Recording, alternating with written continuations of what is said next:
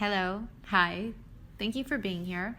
My name is Kaitlyn Michelle, and let's talk life and esoterics. So this week, we're going really deep into it, and we're going to talk about the meaning of life, how I see it from my perspective. And it's kind of overwhelming to talk about this, and I'm really hoping that I do this topic justice, because this is something that we all contemplate. I know I'm not alone here, and I started early. I think I was about 6 or 7 years old when I started really contemplating this, and I've been on this search, and part of that search is just reading any material that I can get my hands on and tucking little nuggets of information away that maybe I overhear from someone sharing in person, on the TV, magazines, and wherever. And of course, more recently, I've been listening to channelings. So I feel as though my perspective has been years in the making, like 23 years of collecting information and kind of chewing on it, keeping what fits, letting go of what doesn't quite fit, but trying lots of different things on. And maybe this is a good time to say that I think constantly being flexible and open to information has really helped me to contemplate ideas that I probably wouldn't come up with on my own. Well, definitely wouldn't come up with on my own. And that have been very far outside of my own upbringing in a religious sense. So the only reason why I decided to tackle this mammoth topic this week and not talk about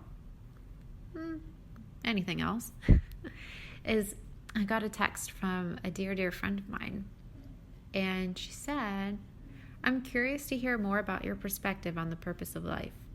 I've heard you mention twice something along the lines of we're supposed to enjoy living, that we have the potential to feel joy from just being alive in a body, and that's enough." That's so interesting to me because I don't know that I've ever heard that perspective from other sources, people, religions, philosophy, etc. Well, I would agree. I don't think I've heard that perspective from religions or philosophies, but there are some people that also take this view, which is how I've come across it. You know, I haven't necessarily had one big epiphany and no one else has ever had that before. That's definitely not how it works. I think we are all connected, certainly through the collective consciousness. Maybe this is a good time to talk about different dimensions, because I think we can tie that in to this whole topic. And I'm no expert on the dimensions, and this has been a rather new topic for me that I've been learning about this year. And first I came across the different dimensions from a show on Gaia, which was the reason why I subscribed to Gaia TV in the first place. And it's the show with Matthias De Stefano. And that's the first time that I came across this information, and he describes the first dimension through the ninth dimension. And I wanted to know more. I wanted to have that become clearer. And so then I started listening to some channelings where the being or entity that was coming through was describing the different dimensions. And this was really my my doorway into listening to channeled information, because prior to that, it really wasn't on my radar, wasn't something that I thought about, engaged in, or with, or anything like that. But this was my doorway. It was through learning about the dimensions. And then most recently, and I would say also most succinctly,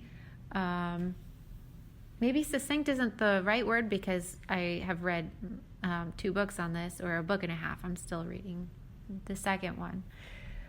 But in terms of really fleshing out the specifics of the information, has been works by Barbara Hand Clow. And I mentioned, I think it was last week, could have been 2 weeks ago, the book, The Pleiadian Agenda. That was a channeled book from a being named Satya, who is supposed to be from the 5th dimension. And then Barbara Hand Clow's more recent book on this topic, or she probably has even more recent than this, but is The Alchemy of the 9 Dimensions. And I have the revised edition, which talks about the 2011 and 2012 prophecies. And she really goes into each of the dimensions, what they mean, and how we access them. Because humans, when we are embodied, we have access to 9 dimensions. Fully, completely. That's when we are fully connected. That's the state, basically, of the enlightened ones, beings throughout history that we know quite well even to this day, because they've been enshrined in religions. You have Jesus Christ, you have Muhammad, you have Confucius, you have the Buddha. There are many more individuals who have been able to fully embody and work with the 9 dimensions.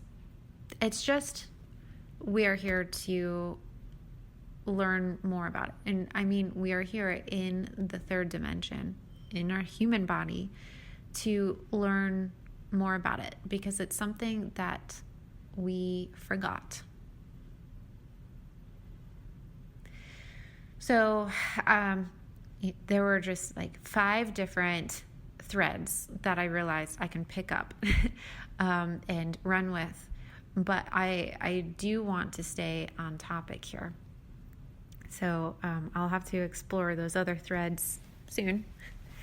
So when I'm talking about the 9 dimensions, you have a vertical axis, you can think of it. There's the 1st dimension, which is Earth's core, the iron crystal core, and this is where electromagnetic waves pulse out of. And then the 2nd dimension on this vertical axis is the space between the core and Earth's crust.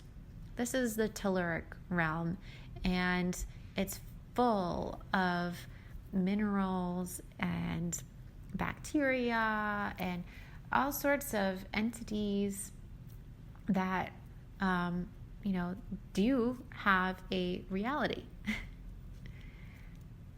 This is where healing in the body comes from, according to Barbara Hand Clow. It's when we are able to slow ourselves down enough to tap into the 2nd dimension and work with the elementals, because we all have the elementals in our body. That's how we are able to stay alive. So that I thought was very interesting. And then, of course, we have the 3rd dimension. That's what exists here on the surface of Earth, getting close to the surface and on the surface. It's dense here, but not as dense as the center of the Earth, not as dense as the subterranean level. And yet we are very dense here. we as humans are the keepers of this third dimension. We have the opportunity to access information from the dimensions 4 through 9 and actually do something about it, because those who exist in those upper dimensions, they might have more insight, better memory of who they are, and understanding of who we are in 3D, but they are dependent on us in 3D to make changes. And the changes that we do, whatever they are, even if it's just breathing, sitting in nature and breathing, that has an effect on everything. And so that's why we are important in the 3D. And then there's the 4D, the fourth dimension. And this is where the collective consciousness resides. This is where emotions also can rise to be manipulated for the better or for the worse. This is the dimension of myths, of archetypes, and it is a way that we kind of escape our bodies, and go into our minds, even though this is where the emotions are manipulated. But that's how the emotions are manipulated, because the emotions, from my understanding, from reading Barbara Hancock's works, those emanate from the fifth dimension. And the most eminent emotion that we can feel that comes from the fifth dimension is love. And of course, unconditional love. And as that moves down a dimension into the fourth dimension, that can get clouded. It could get mucky, murky. Whatever is happening within that dimension kind of, it just makes it murkier. So that when we're receiving it in the third dimension, it's not as pure, it's not as clean. That's why it feels heavy, very heavy sometimes, to be embodied. And we have the opportunity to clean up that fourth dimension by our own actions and what we want to create. So then moving up a dimension from the fifth, then we go to the sixth. And I almost feel like at this point it's easier to go down from 9, 8, 7, 6. Because in terms of understanding how things kind of work, it's easier going down. So from the ninth dimension, this is probably the most difficult for us as humans in the third dimension to comprehend. But the ninth dimension is the dimension of time and the unfolding of time. That informs the eighth dimension. The eighth dimension is where universal laws and codes come from, kind of by marking the unfolding process from the ninth dimension. More structure, more form is put onto it in the eighth dimension. And this would also be the dimension of the so-called Galactic Federation. The beings who have a beat on all living beings and entities in all dimensions around the universe. Then from the eighth dimension, and the eighth dimension is also where light comes from. The darkness is the ninth dimension, that womb-like inky darkness. And the eighth dimension runs up against the ninth, and that creates the light. And then the light sifts into the 7th dimension where sound arises. And the sound then can shift into the 6th dimension and create geometric forms. And this is the dimension of sacred geometry. And then just continuing going down, I know we've covered 1 through 5, but the forms, the sacred geometry, the geometric forms for everything and everyone, then get pushed into the 5th dimension where emotions can arise, and then into the 4th dimension, which is of the mind, of ideas inspired by the information coming all the way from the 9th dimension, and then into the 3rd. And this is where we, as humans, receive our insights and epiphanies. But it's not only just insights and epiphanies. This is how what we see, a chair, a door, a bed, a phone, is held into form. So I hope I didn't lose anyone there. If you have any questions, I'd be happy to answer to the best of my ability.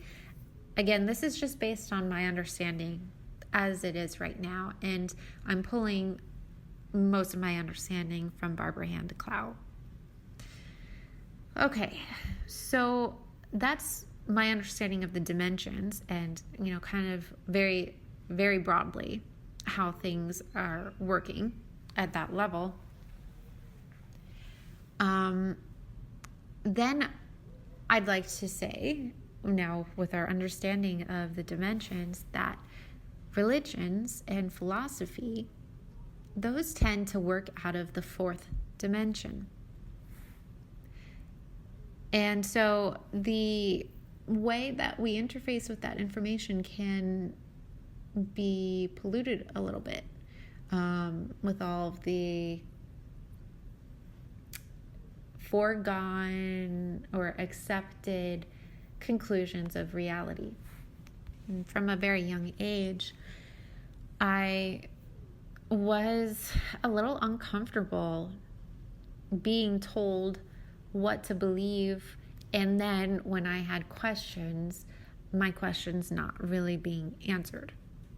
That's why I started looking for more, because this is something that has pulled me, just understanding why we're here and the meaning of life, and to not have satisfactory answers. Well, that's just not satisfactory to me. So from a very young age, I was very aware of the different religions and the different ways of interacting with faith and the question of life. And because I knew that, I have people close to me who believe something a little bit different, I'm curious what they believe.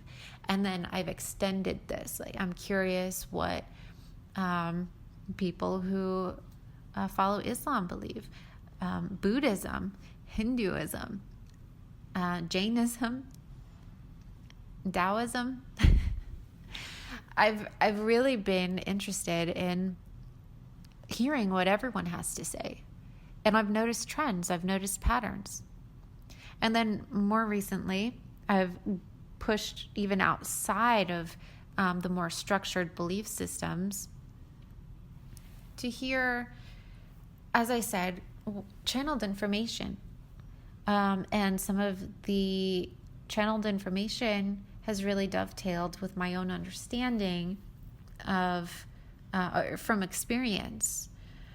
So let's take this to something that's theoretical. That's how I'm talking about it right now, to something that's maybe a little bit more practical, or something a little bit more easier to understand.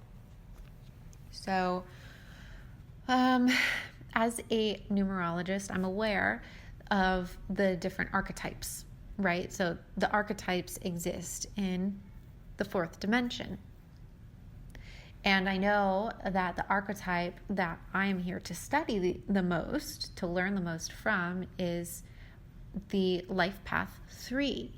That's my life path number. But anyone who has a 3 or even a 6 or a 9 anywhere in their chart, and the chart goes beyond just the life path, expression, soul urge, and birthday number. There's even more to it. So anyone who has a 3 anywhere would also interface with this archetype, as we do with any number. But the 3, I'm pointing out specifically because this is the archetype that has to do with joy. I've also kind of had an epiphany while reading these books by Barbara Hand Clow about how these dimensions dovetail into the numerological archetypes. And of course, the 3rd dimension would be correlated with the 3 archetype. And it's very clear to me from my own understanding, and hopefully I'm able to do this justice and really get the point across. But the 3 can be the energy of chaos. It could feel quite dense, and it can be so joyful, so playful, a little scattered, yes, but creative. It's the creative force. And while ideas, insights might arise from a different dimension, it's the 3rd dimension where we really get to actually create. It's the definition of creation. So only we, as embodied human beings, are able to create things, put them into reality. And that has a ripple effect through every dimension and all across the universe, which is incredible. Every thought that we have, every deed that we do, every word that we say, it all matters. And it all has the potential to reside anywhere on the polarity axis that the 3 exists on. So the dark side of the 3, as I mentioned, can feel very chaotic. It can feel very crisis-ridden. And I know this from experience, personal experience, as having a conflicted 3 in my chart. That means that I tend to experience the heavier side more.